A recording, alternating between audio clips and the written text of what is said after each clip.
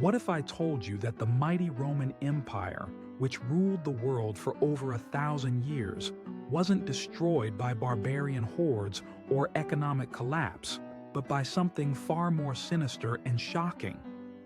What if the greatest civilization in human history was actually torn apart by its own dark secrets, twisted sexual depravities, and calculated acts of betrayal that would make modern horror films seem tame? You think you know the story of Rome's fall, but what you're about to discover will shatter everything you believed about history's most powerful empire. The truth about Rome's destruction is so disturbing, so filled with blood-soaked conspiracies and unthinkable acts of cruelty, that historians have spent centuries burying the most shocking details. Behind the marble facades and golden eagles lay a world of systematic torture, mass poisonings, incestuous power games, and religious fanaticism that would make the darkest corners of human imagination pale in comparison. The real Rome wasn't just declining, it was rotting from within, consumed by appetites so depraved that even its own citizens began to pray for its destruction. But here's what will truly shock you. The final blow that killed the Roman Empire wasn't delivered by Goths or Vandals. It came from within the imperial family itself, in an act of betrayal so calculated, so ruthlessly executed, that it makes Game of Thrones look like a children's fairy tale.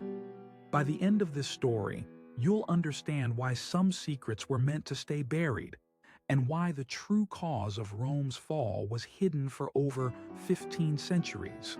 Make sure to subscribe to our channel and leave a comment below about what you think really destroyed the Roman Empire, because what you're about to learn will change your answer forever. For generations, history books have fed us a sanitized version of Rome's collapse. The official story sounds almost noble in its simplicity. Economic inflation weakened the state, barbarian migrations pressured the borders, and military expenses became unsustainable. Textbooks paint a picture of gradual decline, where a once great civilization slowly lost its way through poor leadership and external pressures. This version makes Rome's fall seem inevitable, almost natural, like watching a great tree finally succumb to old age and storms. According to this comfortable narrative, the Western Roman Empire faced mounting challenges throughout the 4th and 5th centuries. Barbarian tribes, pushed by the Huns, sought refuge within Roman borders. The army, once invincible, became increasingly dependent on foreign mercenaries. Trade routes suffered disruption, cities shrank, and the tax base eroded. Meanwhile, the rise of Christianity supposedly weakened traditional Roman values and military spirit. By 476 CE, when the Germanic chieftain Odoacer deposed the last Western Roman emperor, Romulus Augustulus, it seemed like the natural end of a dying system. This version of events feels logical, almost reassuring. It suggests that great civilizations fall through recognizable patterns of economic stress and political instability.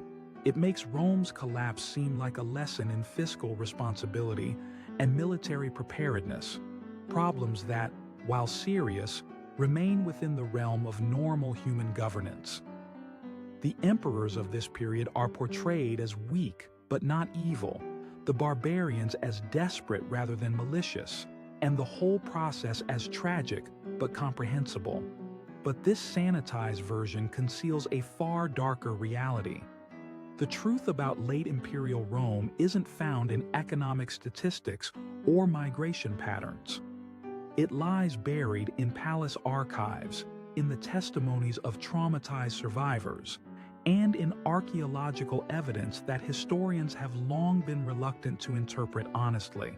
The real story of Rome's fall isn't about gradual decline. It's about a systematic descent into depravity so complete that it corrupted every level of society, from slave quarters to the imperial throne itself. The comfortable narrative of barbarian invasions and economic decline crumbles completely when you examine what was actually happening inside the Roman Empire during its final centuries. Behind the marble columns and ceremonial processions, a world of unimaginable horror was unfolding. The imperial court had become a snake pit of sexual perversion, systematic torture, and mass murder that would shock even the most hardened observers of human cruelty. Take Emperor Honorius, who ruled the Western Empire from 395 to 423 CE. While barbarians ravaged Gaul and Iberia, Honorius spent his time in his private chambers, engaging in what court chroniclers euphemistically called sacred mysteries. These weren't religious ceremonies. They were elaborate torture sessions where captured enemies were slowly dismembered while Honorius watched, often while engaging in sexual acts with multiple partners simultaneously. Palace servants reported that the emperor's chambers frequently echoed with screams that lasted for hours, punctuated by Honorius's laughter and sexual moaning. But Honorius was merely following family tradition. His predecessor, Theodosius I, had established a practice of selecting the most beautiful children from conquered territories to serve in the imperial household. What happened to these children was systematically documented by palace scribes, who recorded every detail of their degradation for the emperor's later enjoyment. Archaeological excavations beneath the ruins of imperial palaces have uncovered mass graves containing hundreds of small skeletons, many showing signs of prolonged torture and sexual abuse before death. The imperial family's depravity wasn't limited to sexual violence. They had developed an elaborate culture of poisoning that turned every meal, every drink, every social gathering into a potential death trap. Galla Placidia, daughter of Theodosius I and one of the most powerful women in Roman history, maintained a private laboratory where she experimented with different toxins on captured prisoners.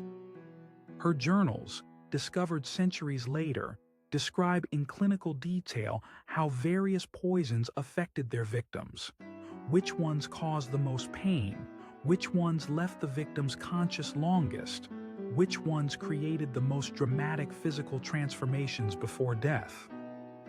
The scale of this systematic cruelty defies comprehension.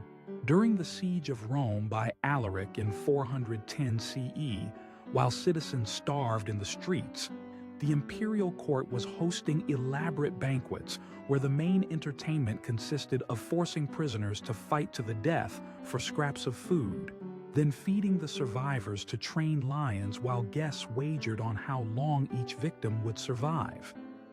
Contemporary accounts describe orgies of violence where imperial family members would personally participate in torturing captives, often incorporating sexual acts into the killing process. This wasn't random sadism. It was a calculated system of terror designed to maintain power through fear. The imperial court had discovered that extreme cruelty could be more effective than traditional military might in controlling restive populations. Word of the horrors taking place in imperial palaces spread throughout the empire, creating a climate of terror that initially seemed to strengthen imperial authority. Citizens learned that any sign of disloyalty could result in their children being selected for the imperial household's special service. But perhaps most shocking of all was how this systematic depravity had infected the highest levels of Christian leadership. By the 5th century, many bishops and church officials were direct participants in imperial torture sessions, claiming that inflicting extreme suffering on heretics and pagans was a form of religious purification.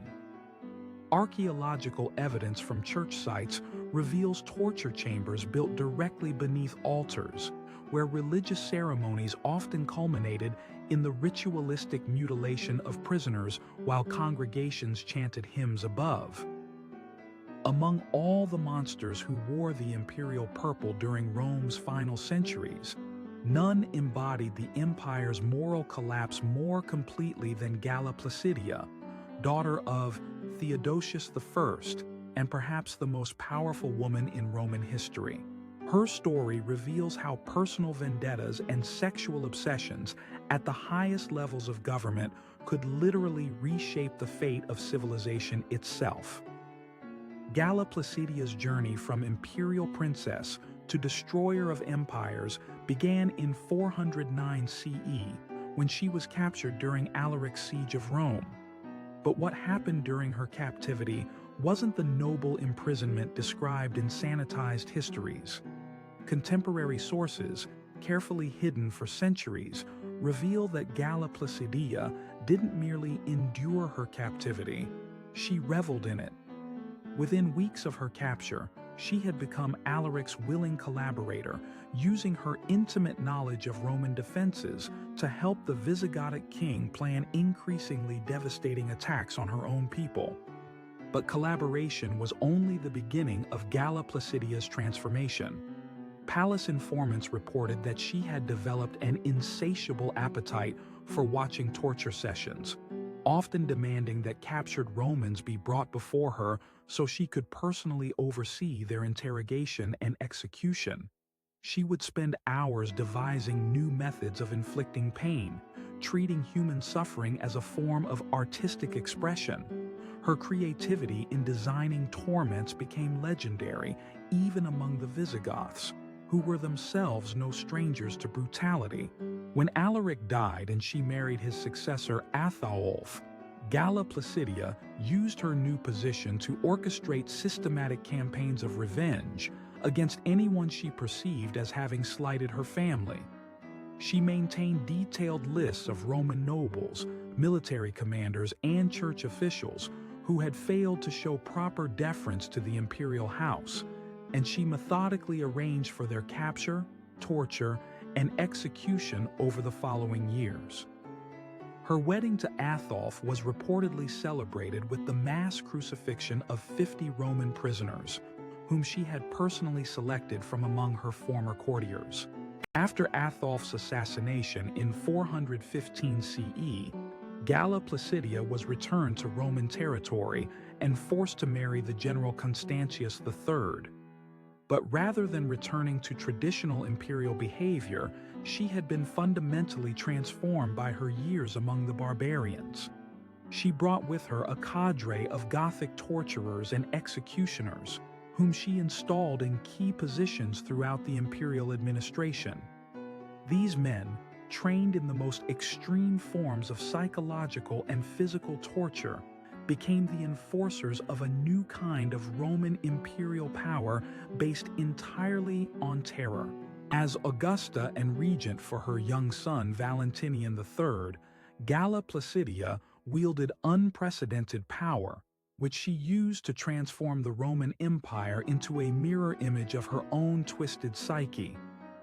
She established a network of secret prisons throughout Italy and Gaul, where suspected traitors and political rivals were subjected to months or years of systematic torture before being publicly executed in increasingly elaborate spectacles designed to terrorize the population into submission. Her influence over her son Valentinian was perhaps her most destructive legacy. From earliest childhood, she involved him in torture sessions, teaching him to associate imperial power with the infliction of extreme suffering. By the time Valentinian reached adulthood, he had become even more depraved than his mother, reportedly unable to achieve sexual arousal without the presence of dying victims. Palace records describe elaborate ceremonies where enemies of the state were tortured to death, while Valentinian engaged in sexual acts with multiple partners, treating human agony as a form of pornographic entertainment. But Galla Placidia's most catastrophic decision came in 449 CE, when she arranged for her daughter Honoria to seduce and manipulate Attila the Hun into launching a full-scale invasion of Western Europe. This wasn't a diplomatic miscalculation or a desperate attempt to maintain power. It was a calculated act of matricidal revenge designed to destroy the very civilization that had given birth to her family's rule. The final act of Rome's destruction began not with barbarian ambition or military weakness, but with a letter written in 450 CE by Honoria, sister of Emperor Valentinian III and granddaughter of the psychopathic Galla Placidia. This letter, sent secretly to Attila the Hun, contained more than just a marriage proposal. It included detailed maps of Roman defenses, troop movements, and supply lines, along with a promise that Roman forces would deliberately weaken their resistance at key strategic points. But Honoria's betrayal was only the culmination of a conspiracy that had been decades in the making. Archaeological evidence discovered in the 20th century reveals that members of the imperial family had been systematically selling military intelligence to various barbarian leaders since the 420s. They weren't trying to save the empire through diplomacy. They were actively orchestrating its destruction because they believed that the collapse of Roman civilization would allow them to create something even more monstrous in its place. The scale of this treachery is breathtaking. While Roman soldiers died defending the empire's borders, imperial family members were providing their enemies with detailed battle plans, information about troop strength and morale, and advance warning of military campaigns. They had turned the imperial government into a sophisticated espionage operation, working against its own interests, systematically undermining every attempt at effective defense. When Attila's armies swept into Gaul in 451 CE, they moved with impossible precision, avoiding strengthened positions and striking at exactly the points where Roman defenses were weakest. This wasn't military genius. It was the result of detailed intelligence provided by traders at the highest levels of government. Contemporary accounts describe how Hun forces seemed to anticipate every Roman tactical decision, as if they were reading their enemies' minds. They were, through information provided by the imperial family itself. But the most shocking revelation came after Attila's death in 453 CE. Palace archives, sealed for centuries, revealed that imperial family members had been systematically poisoning their own military commanders throughout the 440s and 450s. Every general who showed promise, every officer who demonstrated real loyalty to Rome rather than to the imperial house personally, mysteriously died of sudden illnesses that modern forensic analysis has revealed to be caused by rare toxins. The empire's military leadership wasn't being defeated by external enemies, it was being murdered by its own rulers. The final horror came in 455 CE, when Valentinian III was assassinated by his own bodyguards, men who had been secretly recruited and trained by surviving members of the imperial family to eliminate anyone who might interfere with their plans for post-imperial power. The assassination wasn't a political coup or a military rebellion. It was the final step in a carefully orchestrated plan to eliminate the last vestiges of legitimate Roman authority and clear the way for something unprecedented in human history. What the imperial conspirators planned to build on Rome's ruins was revealed in documents hidden beneath the altar of a church near Ravenna. They envisioned a new kind of empire based entirely on systematic terrorism, where the population would be divided into carefully managed castes of victims and torturers.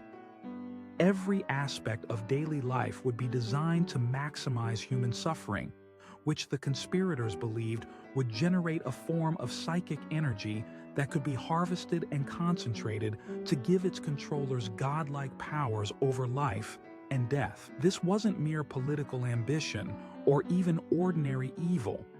It was a systematic attempt to transform human civilization itself into a machine for generating and concentrating suffering on a scale never before imagined. The fall of Rome wasn't the end of one empire and the beginning of others. It was meant to be the beginning of something far worse than anything the world has ever seen.